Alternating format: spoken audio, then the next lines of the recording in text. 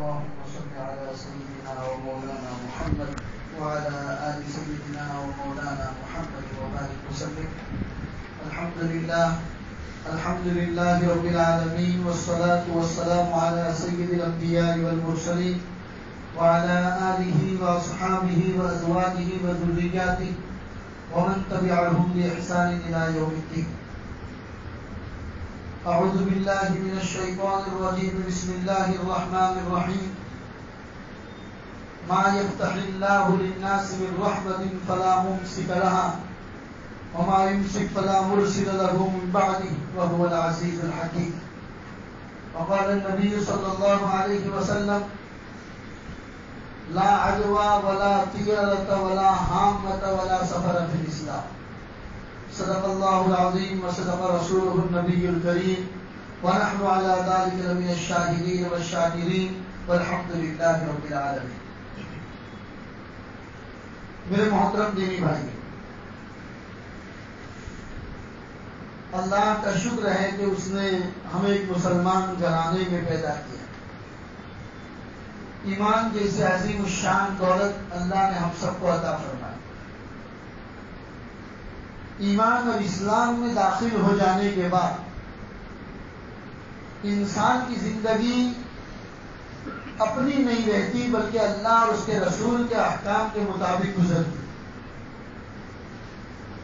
اللہ نے بندے کو زندگی میں تمام احکام بتائے، صبح جاگنے سے لے کر رات کے سونے تک، رات کو سونے سے لے کر صبح جاگنے تک، پوری دین پوری روٹین کے اندر اس کو کیسے سونا ہے، کیسے اٹھنا ہے، راستہ کیسے چلنا ہے، لوگوں کے ساتھ معاملات کیسے کرنے ہیں، گھر والوں کے ساتھ معاشرت کیسے کرنی ہے، کھانا کیسے کھانا ہے، کھانے کے بعد دسترخوان کیسے اٹھانا ہے، تمام احکام اللہ تبارک و تعالیٰ نے مسلمانوں کو عطا فرمایا.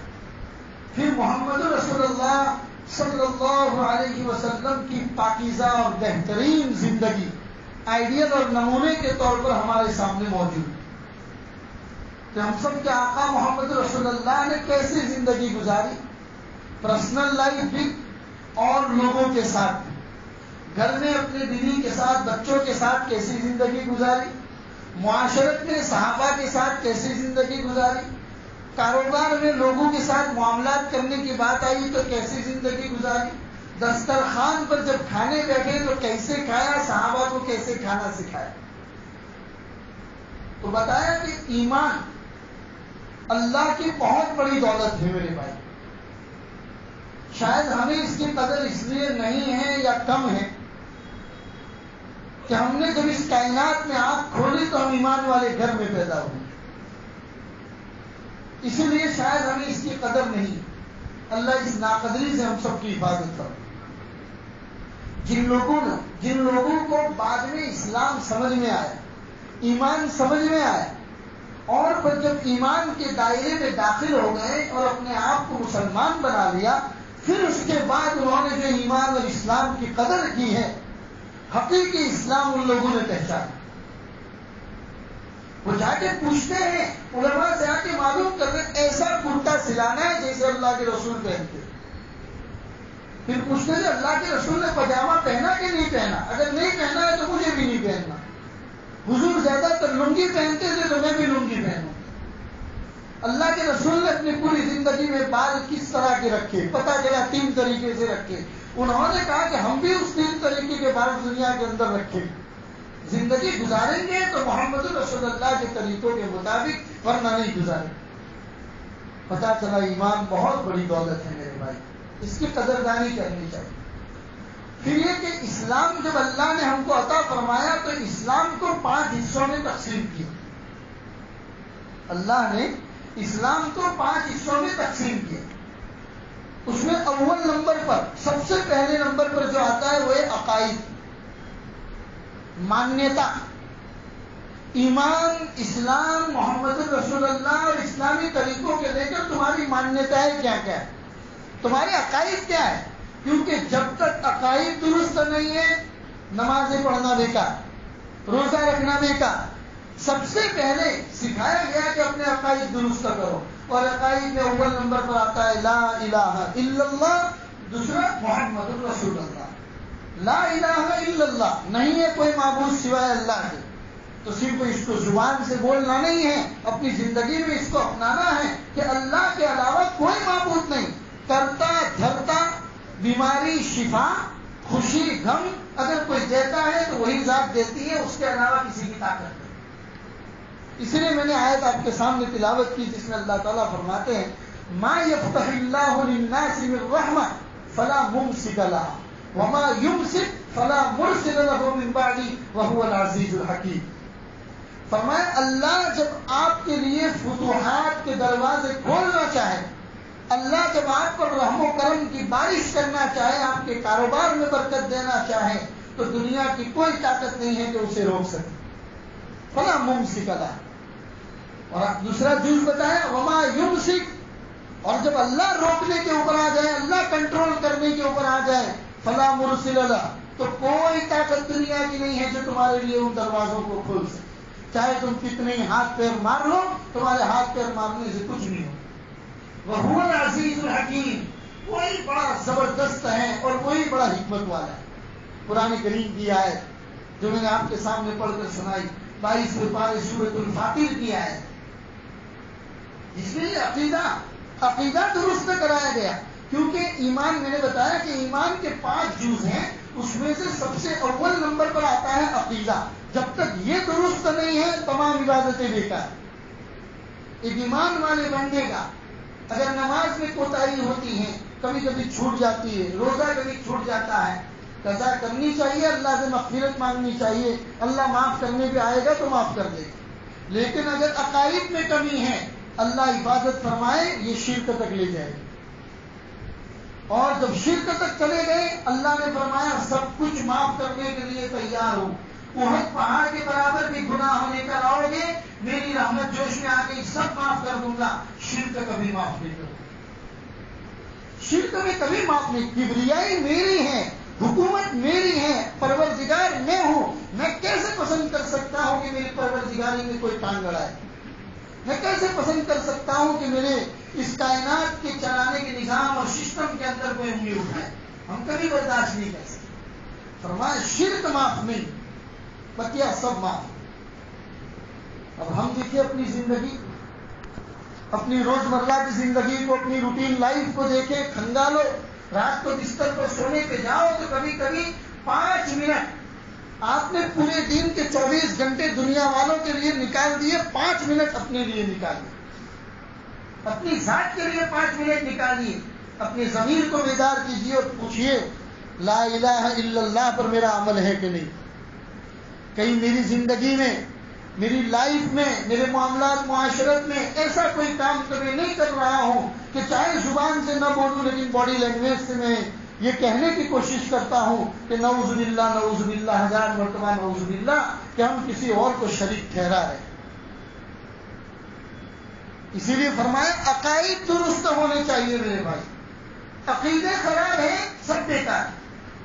اس کے بعد چاہے آپ کتنی دان پیٹی کر رہے ہو، کتنی نمازیں پڑھو، روزے رکھو، زکات دو، حج ادا کرو، کچھ بھی کرو، لیکن میرے بھائی آپ کی بنیادیں خراب ہیں۔ لا الہ الا اللہ پر آپ کا ایمان جب درست نہیں ہے تو عبادت کس کا؟ 40 سال کی عمر میں جب نبی پاک صلی اللہ علیہ وسلم کو نبوت ملی تو اللہ کے رسول نے مکہ کا زمانہ 40 سال سے تو دیکھا ہی دیکھا تھا۔ 13 سال نبوت کے بعد مکہ المکرمہ میں جو زندگی گزری اس میں صحابہ کو جو تیار کیا وہ صبر، آنے والے حالات مصیبت کے اوپر صبر کرنے کی تلقین کی اور ان کو تیار کیا، ایک بھٹی میں پیسا گیا۔ جب آپ مدینہ المنورہ تشریف لے گئے تو آپ نے دیکھا کہ یہ پوری عرب قوم تو رسومات، توہمات اور نہ معلوم کون کون سے وہم انہوں نے پال کے رکھے ہوئے۔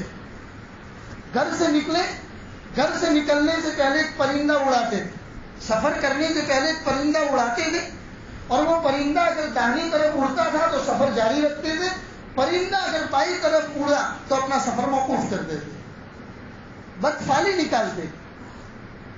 اگر کوئی بیمار ہو گیا تو اس بیمار کے پاس جانے کو اتنا بڑا عیب سمجھا جاتا تھا اور کہتے تھے کہ تمام بیماریاں اس میں منتقل ہو جاتی. کبوتر بازی کرنا، بدفعلی کرنا، یہ ان کے رسومات میں داخل تھی. یہ موضوع، یہ عنوان، یہ ٹاپک میں آج اس لیے چھیڑ رہا ہوں کہ آج ہمارا مہینہ سفر کا مہینہ شروع ہوا. سفر کے مہینے کو عرب قوم انتہائی منحوس مہینہ سمجھتی تھی، انتہائی منحوس مہینہ سمجھتے تھے وہ لوگ، اور کہتے تھے کہ سفر کے مہینے میں کسی چیز کے لین دین نہیں کرنی چاہیے، شادی بیاہ نہیں کرنا چاہیے، انگیجمنٹ نہیں کرنی چاہیے، منگنی وغیرہ کے معاملات میں کوئی بھی اچھا کام سفر کے مہینے میں نہیں کرنا چاہیے. یہ ان لوگوں کا عقیدہ تھا، یہ عرب کے لوگوں نے پال رکھا تھا یہ عقیدہ. نبی پاک صلی اللہ علیہ وسلم نے فرمایا، الا سنو، لا ادوا ولا طیرۃ ولا حامۃ فی الاسلام. ایک کی بیماری دوسرے کو لگنا اسلام میں اس کی کوئی اصلیت نہیں. پرندے کو اڑانا، اگر داہنی طرف اڑے تو اپنا سفر چالو رکھو، بائیں طرف اڑے تو سفر بند کر دو، اس کی بھی اسلام میں کوئی حقیقت نہیں. ولا سفر، اور سفر کے مہینے کو منحوس سمجھنا، یہ اسلام میں اس کی کوئی وقت نہیں ہے. سال کے 365 دن اللہ ہی کے پیدا کردہ ہیں، اللہ ہی کی طرف سے رحمتیں ہوتی ہیں، اللہ ہی کی طرف سے حالات آتے ہیں، سب اللہ ہی کے ہاتھ میں ہیں. کسی دن یا کسی رات کے اندر کسی منحوسیت کو ماننا اسلام میں اس کی کوئی حیثیت نہیں. کہ اللہ کے رسول نے ان کے عقیدے کو درست کیا. عرب کے لوگ سفر کے مہینے کو منحوس کیوں سمجھتے تھے؟ وہ لوگ یوں کہتے تھے کہ سفر کے مہینے میں اللہ کے رسول صلی اللہ علیہ وسلم بیمار ہو گئے، اور اسی وجہ سے سفر کے مہینے کے شروع کے 10 دن کو بڑی منحوس سمجھتے ہیں. میں نے بتایا آپ کو، اسلام کی بنیاد جو ہے نا وہ سب سے پہلے عقیدے کے اوپر. سنی سنائی باتوں پر اسلام اس کو کوئی لاگو میں نہیں لاتا ہے. اسلام کہتا ہے کہ بھئی کوئی بھی بات قرآن اور حدیث سے لینے کی کوشش کرو. اللہ نے آپ کو ایمان جیسے عظیم دولت سے نوازا ہے تو آپ کے ایمان کو کھنگالتے رہو، دیکھتے رہو کہ آپ کا اندر پنپنے والا ایمان مضبوط ہے یا نہیں ہے، یا اس میں کہیں نہ کہیں سے زنگ آ رہا ہے. لوگوں نے کہہ دیا سفر کے شروع کے 10 دن جو ہے وہ انتہائی خراب ہے، اس لیے کہ اللہ کے رسول بیمار ہوئے. حالانکہ ایسی بات نہیں. نبی پاک صلی اللہ علیہ وسلم کی طبیعت جو خراب ہوئی تھی اور ربیع الاول میں جو آپ کی وفات ہوئی ہے، اللہ کے رسول صلی اللہ علیہ وسلم کو جو بخار آیا تھا وہ سفر کے پچھلے 4 دن اور ربیع الاول کے شروع کے دنوں میں آیا. سفر کے ابتدائی دنوں میں اللہ کے رسول کی طبیعت خراب نہیں ہوئی، اور اس کی کوئی حقیقت ہی نہیں ہے. لوگ کہہ رہے ہیں کہ سفر کے مہینے ابتدائی دنوں کے اندر کاروبار نہیں کرنا چاہیے، لین دین نہیں کرنی چاہیے، شادی بیاہ نہیں کرنا چاہیے، اس میں منحوسیت. حالانکہ نبی پاک صلی اللہ علیہ وسلم نے فرمایا، لا دوا ولا طیرۃ ولا حامۃ ولا سفر فی الاسلام. اسلام کے اندر اس طرح کی باتوں کی کوئی حیثیت نہیں. اللہ کے رسول کی دنیا سے پردہ فرما جانے کے بعد سیدنا حضرت ابوبکر صدیق اور ان کے بعد سیدنا عمر فاروق کا زمانہ آیا، اور اسلام اللہ کے فضل و کرم سے جزیرۃ العرب کے علاقے سے باہر تک پھیل گیا. ایران تک اسلام آ گیا، ہندوستان تک اسلام آ گیا. اس زمانے میں جو دریائے نیل ہے اس کا پانی سوکھنے لگا، تو اس علاقے کے جو گورنر تھے ان کا نام تھا حضرت عمر بن العاص. لوگ ان کے پاس گئے اور انہوں نے کہا کہ ہر سال ہم لوگوں کی یہ مانیتا ہے کہ ہم ایک کنواری لڑکی کی بلی چڑھاتے ہیں. دریائے نیل کے اندر جا کر کنواری لڑکی کو چھوڑ دیتے ہیں، اس کی بلی چڑھا دیتے ہیں، پانی اس کو بہا کر لے جاتا ہے دریا کے اندر، اور پھر اس کے بعد دریائے نیل میں پانی آنا شروع ہو جاتا ہے. حضرت عمر بن العاص نے کہا کہ اسلام میں اس کی کوئی حیثیت نہیں. یہ کہا کہ انصاف ہوا، بلی چڑھانی ہے تمہاری چڑھاؤ. ایک کنواری لڑکی کا کیا مطلب ہے اس سے کہ اس کی بلی چڑھا دی جائے اور اس کی وجہ سے دریائے نیل میں پانی آ جائے؟ اس کی کوئی حیثیت نہیں. ٹھہرو، ہم امیر المومنین حضرت عمر فاروق کو خط لکھتے ہیں. چنانچہ ایک آدمی کو خط لے کر روانہ کیا مدینہ المنورہ حضرت عمر بن الخطاب کے پاس. حضرت عمر نے ایک چٹھی لکھ کر بھیجی اور عمر بن العاص کو کہا کہ یہ چٹھی دریائے نیل میں ڈال دینا. حضرت عمر بن العاص نے وہ چٹھی دریائے نیل کے اندر جیسے ہی ڈالی، دریائے نیل کا پانی زور و شور سے بہنا شروع ہو گیا۔ لوگوں نے کہا کہ کیا بات ہے، عمر بن الخطاب نے مدینہ المنورہ سے چٹھی میں کیا لکھا ہے، ذرا نکال کے دیکھیں تو صحیح۔ چنانچہ جب وہ چٹھی نکالی گئی اور اس میں پڑھا گیا تو اس میں لکھا ہوا تھا، اے دریائے نیل، اگر تو اپنی مرضی سے چلتا تھا تو تیرے پانی کی ہمیں کوئی ضرورت نہیں، اور اے دریائے نیل، اگر تیرا پانی کا بہاؤ اللہ کی مرضی سے تھا تو اللہ ہی کا حکم ہے اور اللہ ہی کے حکم سے تجھے جاری ہونا ہے اور تیرے پانی کو بہانا ہے۔ چٹھی میں یہی لکھا۔ چنانچہ عمر بن العاص نے لوگوں کے عقیدے کو درست کیا۔ کتنے سالوں سے معلوم تم کتنی دوشیزاؤں کو، کتنی نوجوان لڑکیوں کی بلی چڑھاتے تھے۔ اسلام میں اس کی کوئی حیثیت نہیں ہے۔ اسلام میں نے بتایا کہ اسلام کی بنیاد 5 چیزوں پر، سب سے پہلے عقائد آتے ہیں اور اس کے بعد دوسرے نمبر پر عبادات آتی ہیں۔ میں نے بتایا کتنی نمازیں پڑھ لے، کتنے ہی روزے زکوٰۃ حج ادا کر لے، لیکن عقیدہ جو سب سے پہلے ایمان کا عقیدہ ہے وہی درست نہیں ہے تو عبادتیں بیکار۔ اس لیے ایمان میں سکھایا گیا کہ سب سے پہلے اپنے عقیدوں کو درست کرو۔ بتایا سفر میں منحوس کو ماننا کہ بھئی سفر کے مہینے میں منحوسیت ہے، یہ بیکار کی باتیں ہیں، بے بنیاد باتیں ہیں، اسلام میں اس کی کوئی حیثیت نہیں۔ قرآن کریم کی آیت میں نے آپ کو پڑھ کر سنائی جس میں اللہ فرماتے ہیں، ما یفتح اللہ للناس من رحمت فلا ممسک لها وما یمسک فلا مرسل له من بعده وهو العزیز الحکیم۔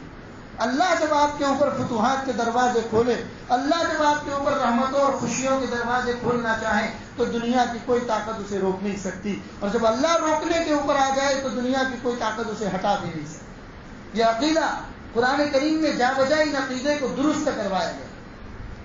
قرآن کریم کی دوسری آیت میں اللہ ارشاد فرماتے ہیں، ما اصاب من مصیبت فی الارض ولا فی انفسکم، اس زمین کے اندر اگر کوئی مصیبت اترتی یا پرسنل تمہارے اوپر کوئی مصیبت اترتی ہے، الا فی کتاب من قبل ان نبرأها، تو یہ تو دنیا پیدا ہونے سے پہلے اللہ تبارک و تعالیٰ نے تمہارے مقدر میں لکھ دیا۔ یہ مت کہو کہ یہ حالات آئی تو یہ مصیبت آئی اور یہ ہوا تو وہ ہوا۔ اللہ تبارک و تعالیٰ نے اس دنیا کو پیدا کرنے سے پہلے، اس زمین اور آسمان کو پیدا کرنے سے پہلے اللہ نے قلم کو پیدا فرمایا، اور اس قلم کی اللہ نے قسم بھی کھائی ہے قرآن کریم کے 29ویں پارے میں، نون والقلم وما یسطرون، اس قلم کی قسم کہ جو قلم تمہاری تقدیر کو لکھتا ہے۔ اللہ نے اس قلم کو دنیا پیدا کرنے سے پہلے پیدا فرمایا تھا، اور قلم نے سیدنا حضرت آدم علیہ السلام سے لے کر قیامت کی صبح تک جتنے انسان اس دنیا میں آنے والے ہیں، اس قلم نے تمام کی تقدیر کو اس وقت لکھ دیا۔ اور جب قلم نے تقدیر کو لکھ دیا تو اللہ نے فرمایا جفت القلم ورفعت الاقلام، قلم خشک ہو گئی، قلمیں اٹھا لی گئی، اب تمہاری تقدیر جو لکھ دی گئی وہ لکھ دی گئی، اب اس میں کوئی رد و بدل نہیں ہو سکتا۔ تو قرآن کریم کی اس آیت میں اللہ یہی فرماتے ہیں، ما اصاب من مصیبت فی الارض ولا فی انفسکم، زمین میں اگر کوئی مصیبت اترتی ہے یا تمہاری ذات کے اوپر کوئی مصیبت اترتی ہے تو یہ اس قلم کی وجہ سے ہے جو اللہ تبارک و تعالیٰ نے تمہاری نوشت تقدیر میں لکھ دیا ہے، کسی کے کرنے سے کچھ نہیں ہوتا۔ فلا آگے فرمایا ان ذلک علی اللہ یسیر، اللہ تعالیٰ پر یہ تمام چیزیں کرنا آسان ہے۔ اللہ نے تمہاری تقدیر کے اندر اچھائیوں اور برائیوں کو لکھ دیا، اللہ نے تمہاری تقدیر کے اندر دھوپ اور چھاؤں کو لکھ دیا ہے، بیماری اور شفا کو لکھ دیا ہے۔ دنیا کی کوئی طاقت اگر چاہے تمہیں شفا دینا اور اللہ نے تمہارے مقدر میں بیماری کو لکھ دیا ہے تو کوئی شفا نہیں دے سکتا، اور اگر اللہ نے شفا دینا لکھ دیا ہے تو چاہے دنیا تمہیں بیمار کرنے پر تل جائے، دنیا کچھ نہیں کر سکتی تمہیں۔ یہ عقیدہ مسلمانوں کا سب سے پہلے سکھایا گیا میرے بھائی۔ اس لیے میں نے بتایا کہ ایمان کے 5 درجے، اس میں سب سے پہلے عقائد آتے ہیں، اول نمبر پر عقائد۔ اگر ہمارے عقائد درست نہیں ہے تو تمام عبادتیں بیکار، اس لیے ہمیں سکھایا گیا کہ اپنے عقیدوں کو درست کرو۔ دوسرے نمبر پر عبادات آتی، تیسرے نمبر پر آپس کے ایک دوسرے کے معاملات، لین دین کے معاملات آتے، چوتھے نمبر پر معاشرت آتی، اپنے گھر والوں کے ساتھ، بیوی بچوں کے ساتھ، رشتہ داروں کے ساتھ آپ کیسی زندگی گزارتے ہیں، معاشرے میں آپ کیسے رہتے وہ آتا ہے، اور 5ویں نمبر پر اخلاق آتے ہیں۔ اخلاق گویا کہ پینٹنگ کا کام کرتا ہے. آپ کے جسم کو سنوارنے کا اگر کوئی کام کرتا ہے تو یہ اخلاق کرتا ہے. اس لیے فرمایا کہ اپنے اخلاقوں کو درست کرنا چاہیے. لیکن اول نمبر پر عقیدہ. جب تک عقیدہ بیکار ہے تب تک میری اور آپ کی زندگی بیکار. میرے بھائیو، ایمان کوئی سستی چیز نہیں. اللہ نے ایمان ہمیں عطا فرمایا ہے تو اس ایمان کی حفاظت کرنا ہم سب کی ذمہ داری. یہ تو اللہ کا کرم ہے کہ اللہ نے اس بھٹکتی اور سسکتی ہوئی انسانیت کے لیے نبیوں کا سلسلہ چلایا. روایتوں میں آتا ہے کہ اگر اللہ اس دنیا میں کوئی نبی نہ بھیجتا تب بھی ہمارے پاس اللہ نے اتنی عقل دی ہے کہ اس عقل کی روشنی میں اللہ پر ایمان لانا ہمارے اوپر ضروری ہے. کل محشر کے میدان میں کوئی انسان یہ نہیں کہہ سکتا یا اللہ میں تو پہاڑ میں رہتا تھا، مجھے تو کوئی صحیح دین بتانے والا تھا ہی نہیں، مجھے تو کسی نے صحیح رہنمائی نہیں کہ اللہ کون ہے اور محمد کون ہے، میں تو اکیلا رہتا تھا پہاڑ کی زندگی میں. اس کی یہ بات اللہ کے دربار میں قابل قبول نہیں ہو. عقل دی ہے. میں بتاتا ہوں، بارہا کہتا ہوں کہ بازار سے 50 روپے کا مٹکا بھی لاتے ہیں تو کتنی مرتبہ ٹھوک بجا کر لاتے ہیں. تو جب آپ ایمان اللہ اور اس کے رسول کی باتیں اگر کسی سے لے رہے ہیں تو آپ کے اوپر ضروری ہے کہ کون آپ کو ایمان اور رسول کی باتیں بتا رہا ہے. جو بتا رہا ہے وہ صحیح آدمی ہے کہ نہیں ہے؟ وہ قرآن اور حدیث کی روشنی میں آپ کو باتیں بتاتا ہے کہ نہیں بتاتا؟ اگر وہ قرآن اور حدیث کی روشنی میں آپ کو باتیں بتاتا ہے، صحیح آپ کو ایمان کی طرف، ایمان کے راستے کی طرف لے جاتا ہے تو اس کی باتیں ضرور قبول کیجئے. ورنہ اگر کوئی آپ کو گمراہ کرنے کی کوشش کرتا ہے تو آپ گمراہ مت ہوئیے، کیونکہ اللہ نے آپ کو بھی عقل دی ہے. ان عقل کی روشنی میں آپ فیصلہ کیجئے کہ آپ کے پاس اندر پنپنے والا ایمان جو ہے وہ ایمان کیسا ہے. کیونکہ سب سے پہلے عقیدے کا سوال ہے. آنکھیں بند ہوگی، جب قبر کے اندر جائیں گے فرشتے آ کر جو سب سے پہلا سوال کریں گے وہ یہ ہوگا، مر ربک، تمہارا رب کیا ہے؟ اگر دنیا میں رب کے بتائے ہوئے راستے کے مطابق زندگی گزاری ہوگی تب تو کہہ پاؤ گے کہ میرا رب اللہ ہے. فرشتہ دوسرا سوال کرے گا، ما دینک، تمہارا دین کیا ہے؟ اگر اس دنیا میں دین کے بتائے ہوئے راستے کے مطابق زندگی گزاری ہوگی تو جواب دے پائیں گے، دینی الاسلام، میرا دین اسلام. پھر فرشتہ تیسرا سوال کرے گا، اس ذات کے بارے میں تمہارا کیا خیال ہے، یعنی محمد رسول اللہ کے بارے میں. اگر ان کے طریقوں کے مطابق زندگی گزاری ہوگی تو میں اور آپ جواب دے پائیں گے کہ وہ تو ہمارے آقا، ہمارے پیارے رسول محمد رسول اللہ صلی اللہ علیہ وسلم. ورنہ پوری زندگی چاہے کتنی ایمان کی باتیں کر لی، کتنا اسٹیج پہ بیٹھ کے بیان کر لیا، لیکن اندر کا عقیدہ اگر درست نہیں ہے تو فرشتوں کے سوال کے جواب نہیں دے پائیں گے. اس لیے میرے بھائیوں، اول نمبر پر آتا ہے عقیدہ. اپنا عقیدہ درست کرو.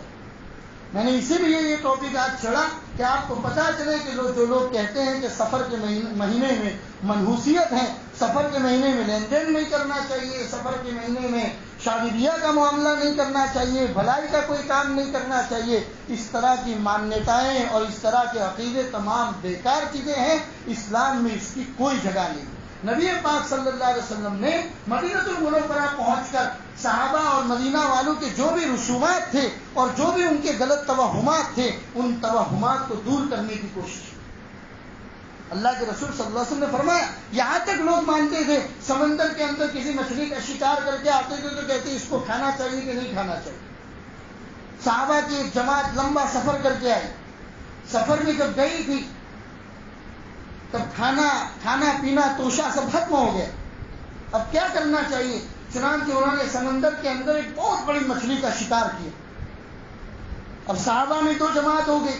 بعض لوگ کہتے ہیں کھانا چاہیے کیونکہ ہمارے پاس کھانے کے لیے کچھ نہیں ہے. بعض صحابہ کہنے لگے کہ جب تک اللہ کے رسول سے نہیں پوچھتے تب تک نہیں کھائیں گے. چنانچہ کچھ لوگوں نے کھایا، کچھ لوگوں نے نہیں کھایا. اور جب اللہ کے رسول کے پاس آ کر پوچھا تو حضور نے فرمایا، اس مچھلی میں سے کچھ بچا ہوا تمہارے پاس ہے؟ انہوں نے کہا ہمارے تھیلے میں موجود ہے. اللہ کے رسول نے فرمایا لاؤ. جب وہ لایا گیا تو حضور نے خود اپنے ہاتھ سے نوش فرمایا. یعنی عمل کر کے بتایا اللہ کے رسول نے. کہ اس طرح کے عقائد جو مان لیا، جو کسی نے بتا دیا اور آپ نے مان لیا، یہ اسلام نہیں ہوتا، یہ ایمان نہیں ہوتا۔ ایمان بہت بڑی طاقت ہے میرے بھائیوں، لیکن جب تک اس کی حفاظت کی جاتی ہے ایمان کا نور بڑھتا اور پنپتا رہتا ہے، اور اگر اس ایمان کی حفاظت نہیں کی جاتی تو اس کے اوپر زنگ چڑھ جاتا ہے، پھر جو بھی آدمی آتا ہے آپ کے ذہن اور دماغ کے اندر باتیں ڈال کر چلا جاتا ہے۔ اسی لیے عقائد، اسلام میں عقائد کی بہت بڑی حیثیت ہے۔ اپنے عقیدوں کو درست کر دیجئے میرے بھائیوں، اور عقیدے جب تک درست نہیں ہوتے تب تک تمام عمل اور کام کرنا بیکار۔ جیسے کہ میں عام طور پر ایک لطیفہ سناتا ہوں، لوگ ایک امام صاحب سے آ کر مسئلہ پوچھنے لگے کہ مولانا صاحب ہمارے کنویں میں جانور گر گیا، اب اس کنویں کے پانی کو کیسے پاک کیا جائے؟ تو مولانا نے کہا کہ 40 ڈول نکال دو، کنویں کے پانی میں سے 40 ڈول نکال دو، تمہارا کنواں پاک ہو جائے گا۔ وہ لوگ دوسرے دن آئے اور آ کر کہنے لگے مولانا صاحب 40 ڈول تو نکالا، لیکن کنویں کے اندر سے بانس ابھی تک گئی نہیں۔ مولانا نے کہا کہ جو جانور گرا تھا اس کو نکالا کہ نہیں نکالا؟ کہا مولوی صاحب آپ نے کہا آپ نے جانور نکالنے کا تو کہا ہی نہیں تھا، آپ نے تو خالی پانی نکالنے کا کہا تھا۔ اب جب تک وہ جانور مرا ہوا اندر موجود ہے، 40 یا 400 بھی ڈول پانی آپ نکال دو گے، کنواں کب تک پاک ہوگا؟ اسی لیے جب تک یہ برے عقائد دلوں کے اندر ہیں، کتنی تسبیحات گھما لے، کتنی نمازیں پڑھ لے، نور پیدا نہیں ہو سکتا میرے بھائیوں۔ ایمان کا نور پیدا کرنا ہے تو عقیدے کو درست کرنا ضروری ہے، اور عقیدے میں اول نمبر پر لا الہ الا اللہ، نہیں ہے کوئی معبود سوائے اللہ کے، دوسرے نمبر پر محمد الرسول اللہ، محمد ہی ہمارے رسول ہیں۔ محمد کے بعد کوئی دنیا میں نیا نبی، نیا رسول نہیں آ سکتا۔ قیامت سے پہلے سیدنا حضرت عیسیٰ علیہ السلام آئیں گے، وہ بھی محمد رسول اللہ کی شریعت کو فالو کریں گے، وہ اپنی انجیل کو فالو نہیں کریں گے۔ یہ عقیدہ ہے، کیونکہ دنیا میں قادیانیت پھیل رہی ہے ابھی، اور ہماری گورنمنٹ تو ان کو سپورٹ کرنے کی کوشش میں، جب سے اسرائیل جا کے آئی ہے ہماری گورنمنٹ ان کو سپورٹ کرنے کی کوشش میں آئی ہے۔ ہماری انڈیا کے اندر ہم تمہیں سپورٹ کریں گے، جگہ جگہ پر تمہیں سینٹر بنا کر دیں گے، تمہیں سپورٹ کریں گے۔ تو یہ قادیانیت کوشش کر رہی ہے، اور یہ حملہ مسجد میں آ کے نہیں کریں گے، یہ ہمارے کالجز اور اسکول میں پڑھنے والے بچوں کے عقیدے کے ساتھ حملہ کیا جائے، کیونکہ کالج میں پڑھنے والے بچے تو جانتے ہیں فور ایپل بی فور بنانا، لیکن ان کو یہ معلوم نہیں ہے کہ محمد رسول اللہ کون شخصیت۔ انہوں نے پورا میتھس پڑھ لیا، ٹیلی کر لیا، اور نہ معلوم کون کون سے B T P, power Corel draw نے، فوٹو شاپ نے سب کر لیا، لیکن محمد رسول اللہ کی ذات پر ریسرچ کرنے کے بارے میں آتی ہے تو ہمارے نوجوان پیچھے ہو جاتے ہیں۔ اسی لیے بتایا نوجوانوں کے اوپر حملہ کیا جاتا ہے، ان کو سکھا، ان کے دماغ میں ڈالا جاتا ہے کہ محمد رسول اللہ آخری نبی نہیں ہے، نعوذ باللہ من ذالک۔ وہ کہتے ہیں نبیوں کا سلسلہ جاری ہے، مرزا غلام محمد قادیانی آیا، ذلی نبی، بروزی نبی، اور کیا کیا باتیں ان کے مائنڈ کو ڈائیورٹ کیا جاتا ہے اور ان کے دماغ کے اندر بھوسا ڈالا جاتا ہے۔ اسی لیے میرے نوجوان بھائیوں عقیدہ مضبوط کرو، اللہ ہی ہمارے معبود ہیں، محمد رسول اللہ ہی ہمارے آخری نبی ہیں، آپ کے بعد نبوت کا کوئی سلسلہ جاری نہیں ہوگا۔ اللہ کے رسول نے فرمایا، میں عام طور پر جمعہ کے خطبے میں پڑھتا ہوں، انہ سیکون فی امتی کذابون ثلاثون وفی روایت دجالون ثلاثون، میری امت میں 30 جھوٹے پیدا ہوں گے۔ اللہ کے رسول نے فرمایا میری امت میں 30 جھوٹے پیدا ہوں گے، وَكُلُّهُمْ يَزْعَمُ أَنَّهُ نَبِيٌّ، ان میں سے ہر ایک نبی ہونے کا دعویٰ کرے گا، لیکن تم لوگ یاد رکھنا، انا خاتم النبیین لا نبی بعدی، میں خاتم النبیین ہوں، میرے بعد کوئی نبی نہیں۔ یہ اللہ کے رسول نے فرما دیا، اس عقیدے کو مضبوط کرنے کی ضرورت ہے۔ اللہ تبارک و تعالی ہمارے عقیدے کو مضبوط فرمائے، ہمارے ایمان کو مضبوط فرمائے، محمد رسول اللہ صلی اللہ علیہ وسلم پر جو رسالت، جن کی رسالت کو ہم مانتے ہیں، اس رسالت پر ہمارے ایمان کو اللہ مضبوط فرمائے۔ وصلی اللہ علی النبی الکریم۔ بہت سارے لوگ بیماریوں کی شفا کے لیے دعا کا کہتے ہیں میرے بھائیوں، تو جمعہ کا دین ہے، مبارک دین ہے، اور خاص طور پر دعا کی قبولیت کا دین ہے۔ جمعہ کے دن، جمعہ کی اذان سے لے کر جب تک امام خطبہ شروع نہیں کرتا تب تک کا بیچ والا یہ جو وقت ہے وہ بڑا برکت والا وقت ہے۔ شیخ زکریا رحمۃ اللہ علیہ نے لکھا ہے کہ دعا کی قبولیت کا وقت ہے، اس میں دعاؤں کا اہتمام کرنا چاہیے۔ اپنے تمام رشتہ داروں کے لیے، ہمارے مسلی جو بھی بیمار ہیں ان کے لیے شفا کی دعا کریں، ہمارے والدین جو مرحوم ہو چکے ہیں، ہمارے رشتہ دار جو مرحوم ہو چکے ہیں ان کے ایصال ثواب کے لیے دعائیں کریں۔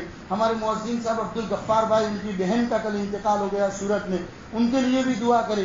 دیگر ہمارے جو رشتہ دار انتقال کر گئے ان کے لیے دعا کرے، جو ابھی بیمار اسپتالوں میں ہیں ان کے لیے دعا کرے کہ اللہ تبارک و تعالیٰ تمام کو شفاء کلی عطا فرمائے۔ وصلی اللہ علی النبی الکریم وعلی آلہ واصحابہ اجمعین برحمتک یا ارحم۔